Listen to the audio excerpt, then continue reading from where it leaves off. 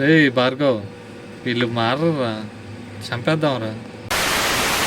Hi friends, దేవుడి పేరు చెప్తే చాలు మన దేశంలో చాలామంది కళ్ళు మూసుకొని నమ్మేస్తారు. వారి భక్తిని, అమాయకత్వాన్ని ఆసరాగా చేసుకొని కొందరు కామాంధులు రెచ్చిపోతున్నారు. ఈరోజు మనం మాట్లాడుకోబోయే ఆసక్తికరమైన విషయం కూడా అలాంటిదే. జ్యోతిష్యం, ఆధ్యాత్మికత ముసుగులో ఒక మొసలి కీచకుడు చేసిన పనులు వింటే మీ రక్తం మరిగిపోతుంది. రహస్య కెమెరాలు, 58 మహిళల అశ్లీల వీడియోలు, తుపాకులు. అసలు మహారాష్ట్రలోని నాసిక్లో ఏం జరిగింది, ఆ దొంగ బాబాని పోలీసులు ఎలా పట్టుకున్నారు అనేది చాలా థ్రిల్లింగ్గా ఉండిద్దండి. చివరి వరకు చూడండి, మిస్ కాకండి.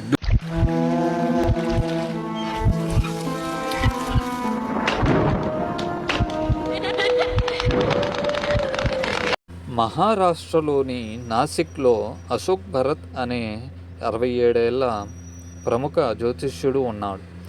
ఇతను మేర్గావ్లో శ్రీ జ్ఞానేశ్వర ఆలయం, ఒక విలాసవంతమైన ఆశ్రమం నడుపుతూ తనను తాను రిటైర్డ్ మర్చెంట్ నేవీ కెప్టెన్ అని గొప్పలు చెప్పుకునేవాడు. ఇతని ఆశ్రమానికి పెద్ద పెద్ద రాజకీయ నాయకులు, సెలబ్రిటీలు, వ్యాపారవేత్తలు క్యూ కట్టేవారు. కానీ ఈ జ్యోతిష్యం వెనుక ఒక భయంకరమైన చీకటి కోణం దాగి ఉంది. వ్యక్తిగత సమస్యలతో తన దగ్గరికి వచ్చే అమాయక మహిళలకు మాయమాటలు చెప్పి పూజల నెపంతో వారికి మత్తుమందు ఇచ్చి అత్యాచారాలకు పాల్పడేవాడు. ఇటీవల ఒక 35 ఏళ్ల మహిళ ధైర్యం చేసి ఈ కీచకుడిపై పోలీసులకు ఫిర్యాదు చేయడంతో డొంక కదిలింది. రంగంలోకి దిగిన పోలీసులు అతని ఫామ్ హౌస్లో సోదాలు చేయగా అధికారుల మైండ్ బ్లాక్ అయ్యే నిజాలు బయటపడ్డాయి. ఆ ఫామ్ హౌస్ నిండా ఎవరికి కనిపించని రహస్య కెమెరాలు. అంతేకాదు, పోలీసుల చేతికి చిక్కిన ఒక పెన్ డ్రైవ్లో ఏకంగా 58 మంది మహిళలపై చిత్రీకరించిన అభ్యంతరకరమైన వీడియోలు దొరికాయి.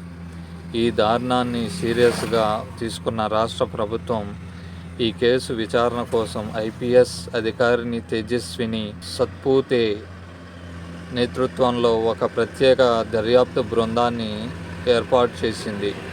ఇతను నాసిక్లో ఓకస్ ప్రాపర్టీ డీలర్స్ అండ్ డెవలపర్స్ అనే ఒక రియల్ ఎస్టేట్ ఆఫీస్ కూడా నడిపేవాడు.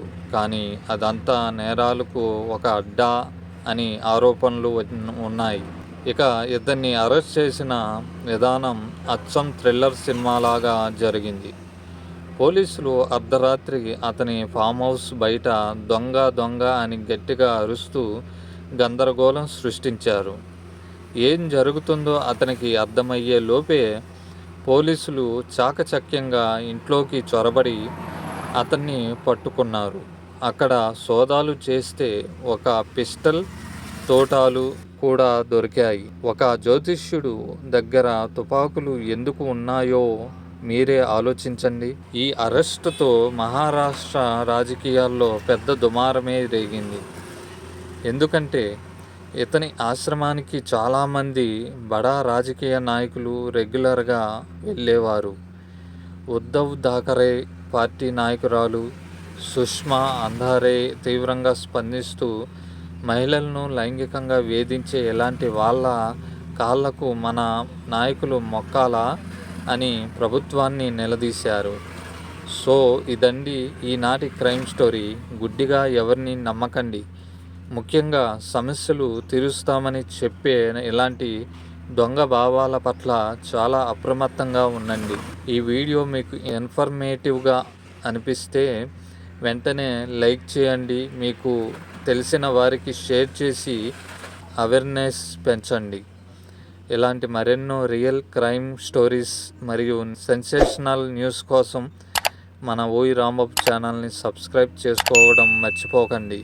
జై హింద్.